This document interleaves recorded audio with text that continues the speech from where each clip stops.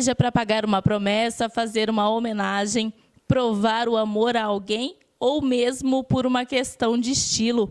Fato é que o número de pessoas com tatuagens no Brasil é cada vez maior. Apesar disso, sempre foi comum essas pessoas serem impedidas de prestar concurso público. Para nos esclarecer um pouco mais sobre esse assunto, eu converso agora com o Everton Balbo dos Santos, que é advogado e professor universitário. Everton, essa situação está mudando. Essas pessoas agora estão tendo mais espaço em relação a essas vagas de concurso público? Sim, o Supremo Tribunal Federal decidiu no mês de agosto que é inconstitucional leis e editais proibirem pessoas tatuadas de fazerem concurso público. Considerou-se que é uma liberdade de expressão, não só como a fala e os direitos individuais de cada um, mas também de pintar o seu próprio corpo, desde que seja uma tatuagem que não seja contra a Constituição brasileira, contra algum grupo minoritário, uma tatuagem racista ou algo do tipo. Até então, esses editais de concursos públicos, eles já traziam essas determinações de que pessoas com tatuagens não poderiam participar. Sim, era comum, principalmente nos editais das Forças Armadas, excluir a participação das pessoas tatuadas. Ainda no voto, os ministros do Supremo Tribunal Federal colocaram que não é a tatuagem que vai colocar se a pessoa vai ser um profissional melhor ou pior. E o que diz essa nova determinação, Everton? Você disse que depende do tipo de tatuagem, quais são as novas regras, como que funciona isso?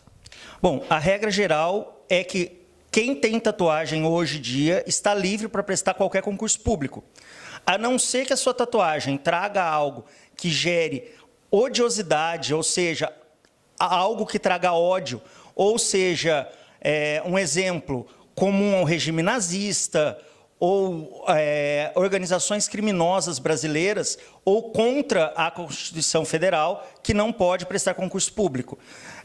Temos aí a polícia, alguma tatuagem que vá contra os princípios da Polícia Militar ou do Exército Brasileiro, assim essas pessoas poderão ser barradas. Toda essa mudança começou a partir de um caso particular?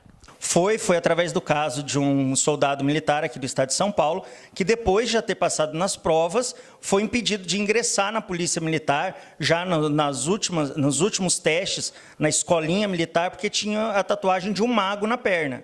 E ele entrou com um processo contra o estado de São Paulo, e esse processo gerou um recurso para o Supremo Tribunal Federal, que deu uma repercussão geral no Brasil, ou seja, que o julgamento tornou-se válido para todo o país.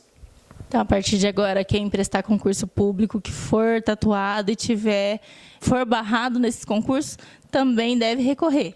Sim. Quem hoje em dia prestar concurso público e for barrado por qualquer tipo de tatuagem, não sendo ela contra a Constituição, deve sim procurar a justiça para ter a sua liberdade preservada. Everton, e existe alguma determinação, alguma regra em relação ao tamanho da tatuagem, a quantidade de tatuagens que a pessoa pode ter? Não existe regra quanto ao tamanho e quanto à quantidade.